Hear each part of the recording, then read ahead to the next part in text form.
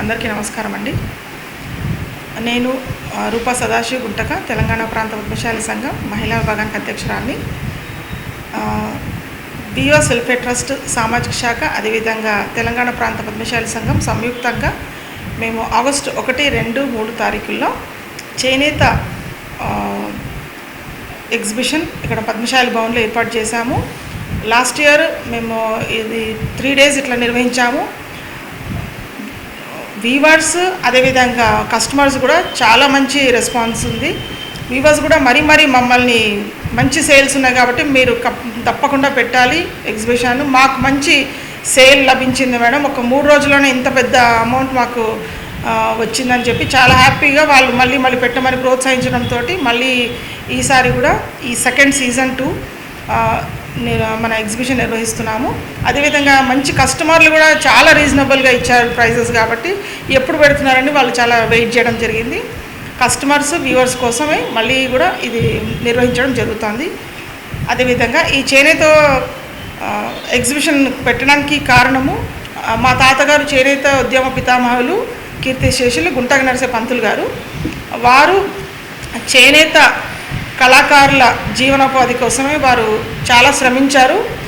వారికి పెద్దలందరూ కలిసి నూలు దారం కొని వాళ్లకు అందివ్వడం, చేనేత కళాకారులకి వాళ్లకు రోజు కూలీలు ఇచ్చి నేయించి ఆ నేసిన వస్త్రాలను హైకోని స్థాపించి వాటిని అక్కడ అమ్మకానికి పెట్టి అలా వాళ్ళు దాన్ని మార్కెటింగ్ చేశారన్నమాట. ఆ రోజుల్లో ఒక 70 ఏళ్ల కింద సంవత్సరం గురించి నేను చెప్తున్నాను.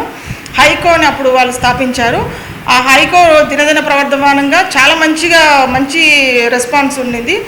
దాన్ని మన ఆప్కోగా మన గవర్నమెంట్ వారు తీసుకొని ఆప్కో కింద పేరుగా దాన్ని మార్చారు. తర్వాత కాలంలో వారిని గుంటక నరసే పంతులు గారు, మా తాతగారిని వారిని స్ఫూర్తిగా తీసుకొని నాకు ఎప్పటి నుంచో చేనేత కళాకారులకు వాళ్ళకి ఏదైనా చేయాలి, వాళ్ళకు పైకి వచ్చే విధంగా, వాళ్ళకి సేల్స్ కల్పించే విధంగా కానీ, వాళ్ళ వస్త్రాలను ప్రమోట్ చేసే విధంగా కానీ అనుకున్నాను.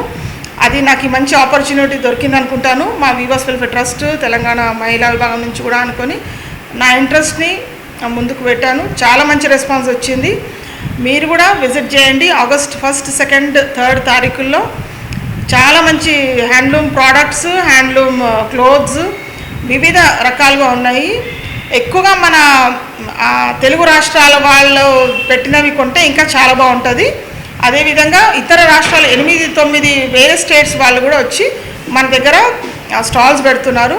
సో డిఫరెంట్ ఐటమ్స్ మీకు దొరకబోతున్నాయి. ఏదో చేనేత వస్త్రాలంటే మనం ఏదో పెద్దోళ్ళు వేసుకునేది మాత్రం కాదు. ఇది ఇవాళ హ్యాండ్లూమ్ క్లోత్సే చాలా ఫ్యాషనబుల్ అయిపోయినాయి.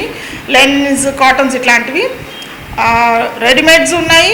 అదేవిధంగా చీరలు ఇట్లాంటి నార్మల్ కూడా ఉన్నాయి అన్నమాట. క్లోదింగ్ ఇవన్నీ కూడా ఉన్నాయి. సో అందరూ ఒకసారి విజిట్ చేయండి, ఇచ్చేయండి. Thank you. భవన్లో ground plus first floor, ground ఫ్లోర్లో ఉంటుంది, ఫస్ట్ ఫ్లోర్లోనూ ఉంటుంది. మొత్తంగా కలిపి ఒక 52 స్టాల్స్ అవుతున్నాయి. ఇంకోటి ఇక్కడ దొరికే వస్త్రాలు ఏంటంటే కంచి, ధర్మవరము, పోచంపల్లి, ఇల్కల్ అని చెప్పి కర్ణాటక అవి, అదేవిధంగా షోలాపూర్ నుంచి మహారాష్ట్ర వాళ్ళు వస్తున్నారు. ఇంకా నారాయణపేట్, మన సిద్దిపేట గొల్లబామ శారీస్, ఇట్లా చాలా లెనిన్ ఉన్నాయి దుబ్బాక నుంచి. అదేవిధంగా జెంట్స్కి సంబంధించిన వేస్ట్ కోట్లు, హ్యాండ్లూమ్వి బ్లేజర్స్, ఇట్లాంటివి డిఫరెంట్ ప్రోడక్ట్స్ ఉన్నాయి. అదేవిధంగా కలంకారీ, స్పెషల్గా కలంకారీ, మళ్ళీ జైపూర్ వాళ్ళవి బ్యాగ్స్, కుప్పడం అండ్ ఉప్పాడ పట్టు, వెంకటగిరి పట్టు ముఖ్యంగా, ఇట్లాంటి చాలా మంచి ఉన్న కలెక్షన్ దొరుకుతుంది. కాకపోతే బయటికి ఇక్కడికి తేడా ఏంటంటే మీకు ట్యాక్స్ ఉండదు, డైరెక్ట్ వీవర్స్ టు కస్టమర్. ఈ ఆపర్చునిటీని మీరందరూ సద్వినియోగపరచుకోవాలి.